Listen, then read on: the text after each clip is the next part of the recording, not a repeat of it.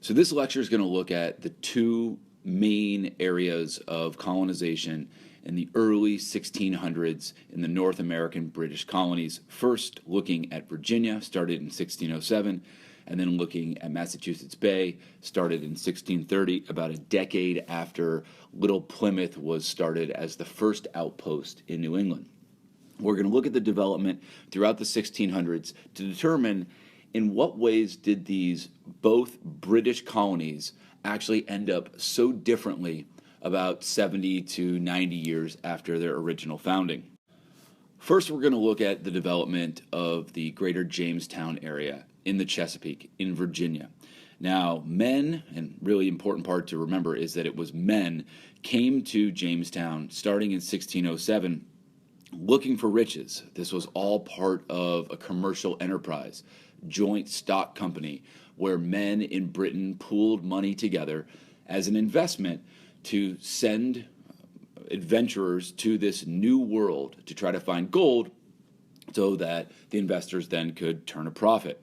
Now, many of these men who came were people that had been perhaps from wealthy families, but were the fourth and fifth sons, and so they weren't going to inherit the land.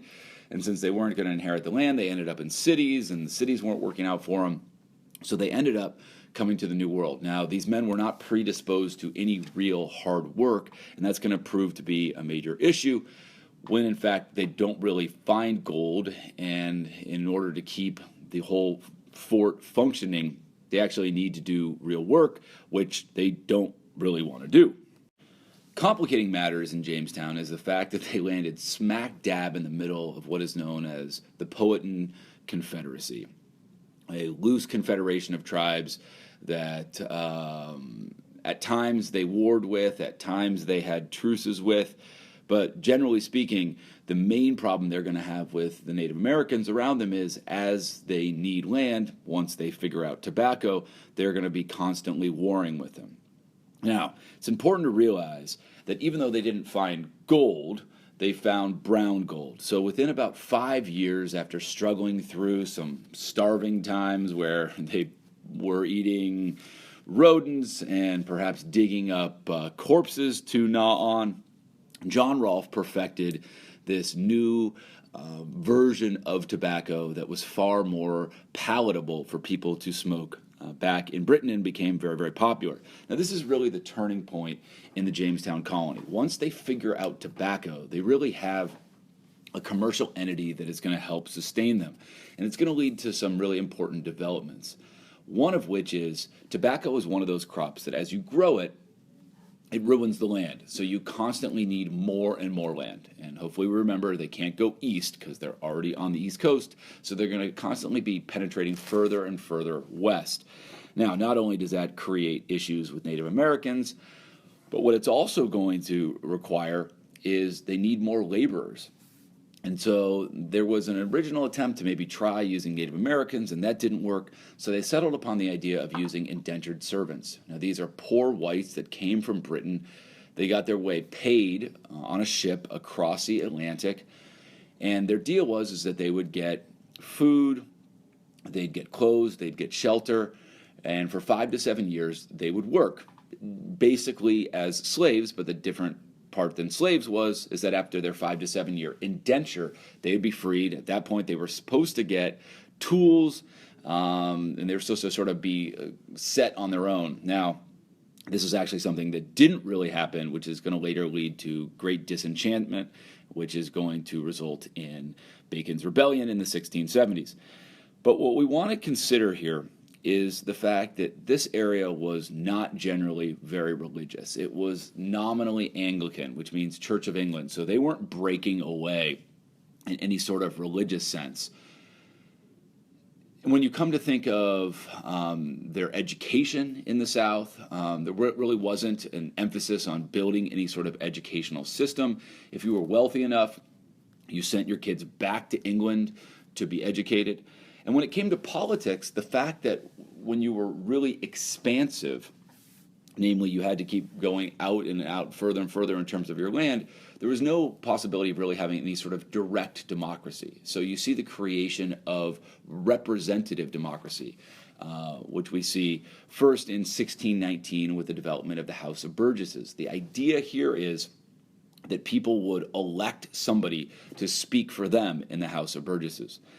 Now, when you think about the gender dynamics in this area, at first there were far more men than women, which gave women great leverage, not only in terms of sort of having the pick of the litter when it came to choosing who to marry, but many of these men died early, and women actually inherited their property and had more economic power than those in New England. Now, this will, of course, change once men start living longer, and we'll start to see much of the sort of patriarchal culture that we've come to expect from the South. One of the reasons that men died off was that the climate was really well suited to growing tobacco, but not necessarily to staying alive due to the heat, due to the marshy climate overall that originally affected a ton of folks that when they came over to Jamestown and they were in a marshy, malarial area. Now, New England had a far different climate. It actually was even more healthy than in Europe. So one of the major differences we're going to see between Jamestown and New England is that people live much longer. Now, the fact that people live much longer is going to combine with the fact that most of the people that came to New England actually came originally as families. So they came not only as families, but just in terms of almost large communities, transplanting themselves from England over to the New World. Now, the original effort was actually to come to Plymouth, and those people were what we call separatists. They were rebelling against the Anglican Church, which they felt had remained too Catholic. So they were completely separating themselves from it.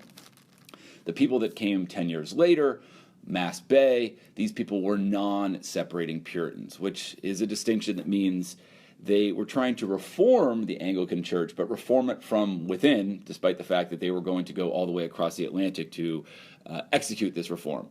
As we know, John Winthrop saw himself as a leader of a city on a hill, a shining example of a holy community to the rest of the world. Now, the idea that they came in family units is going to be very important, and the fact that they came for religious reasons is going to be very important. But when we think about why they came, we have to really also take into account what they found here. They didn't find great soil. Now, it wasn't that the soil was completely useless. It was just far rockier and less fertile than that down south in the Chesapeake. So while they were able to grow crops, they weren't able to grow crops commercially. They were far more subsistence farmers, so they could grow crops for themselves to eat, but they couldn't make any money off of them. So they actually turned to different sort of commerce. They were fishers, they were shipbuilders, obviously as they were on the coast. They were sort of more involved in retail, small shops. Now, the fact that the soil wasn't great meant that they weren't necessarily expanding out like you were in Jamestown. You also add into the fact that the topography, where they had more hills and mountains, and the communities actually stayed much closer together. So it's a chicken or egg question. Did they not spread out because they didn't need to, because the land wasn't great, or did they stay together because they were there for religious reasons and they came as communities? Doesn't really matter. The fact is that they did stay together. And because they stayed together as close-knit communities, it had a real impact on the social and political life of what happened in New England, particularly in Mass Bay. One of the ideas is that each church, and they were known as the Congregationalist Church, got to make decisions on its own. That is going to have impact later on as we go towards the Revolution, because they got used to sort of their own self-government. But in each New England town, there was a direct democracy. That meant that the men who could vote actually got to have a say in all of the matters of the town. Now, who got to vote? The only people that got to vote were actually people that were members of the church. Now, who got to determine who was a member of the church? Those were the ministers in the church. So even though ministers could not hold political office, they got to choose who was in the church, which meant they got to choose who voted. So they had sort of a de facto theocracy going on. In addition, the emphasis on religion created a real need to have a school system so that you could train people to read so that they could in turn become ministers. Now, when it comes to this idea of coming for quote-unquote religious freedom, you have to put that freedom in quotes, because while they were coming to be apart from the Anglican Church and reform it from within, they were not very tolerant of other people, particularly Quakers, who they treated very poorly, who ended up going to Pennsylvania, and any sort of dissenters, people like Anne Hutchinson and Roger Williams, who were both banished for different reasons. Roger Williams for speaking out against the fact that it was theocratic and that they didn't treat Indians very well and that there wasn't really a separation between church and state, and Anne Hutchinson for claiming that you didn't even need ministers to communicate with God through her theory of antinomianism, and then actually showing up everybody during her trial by showing a better understanding of the Bible than the ministers, and then the most heretical statement of all, saying that she communicated directly with God. So while they were there for religious freedom, they actually weren't very tolerant of anybody who wasn't like them. Now, speaking of that homogeneity, they didn't have many, quote, others there. They did not have a need for slavery, although over time there will be some slavery in the North. They really don't have anything like the slavery that you're going to see developing after Bacon's Rebellion. Now, just to switch back real fast to what happened in Virginia, as land is pushing further, or the need for land is pushing further and further out because of tobacco, constantly bumping up against Native Americans. Add to the fact that indentured servants are now being freed after their indenture, and they're upset because they don't have all that they were promised. You're going to start to have conflict between these poor whites and Native Americans, quote, out west on the frontier. And they complained to Governor Berkeley in Jamestown, who doesn't do much because he has a pretty lucrative fur trade with these Native American tribes, and so he doesn't want to anger them. So along comes a rich dude who couldn't really be part of the inner circle in Jamestown, and so he goes out and gains power out west, and he leads this populist uprising against Governor Berkeley, and at the end of the day, he actually forces Governor Berkeley to flee and burns Jamestown, only to die himself. Now, at the end of all of this, you could say that Bacon had won and then Bacon had lost, but what the big change is that there's going to be a switch from indentured servants to far more of a focus on more easily controlled African slaves. Moving back to the general Mass Bay area, about 20 years after Bacon's Rebellion, towards the end of the 1600s, we're going to see the Salem witch trials. And the reason that we bring this up is it shows what happens when people start to move away from this idea of city on a hill, a totally religious life, and they start to become more secular. And the problems are not going to manifest themselves as much as they do about 20, 30 years later in the First Great Awakening. But what we really saw in the Salem witch trials was accusations against women who tended to be more independent, women who had owned property, women who were sort of marginalized from society. So it's really sort of a scapegoating those who are acting differently in a way, that are moving away from sort of the normalized order. So we want to keep that tension in mind between the sort of focus on religion and focus on more secular pursuits, because that really is going to give way to the First Great Awakening. And then 100 years later, we're going to have a similar idea in the Second Great Awakening.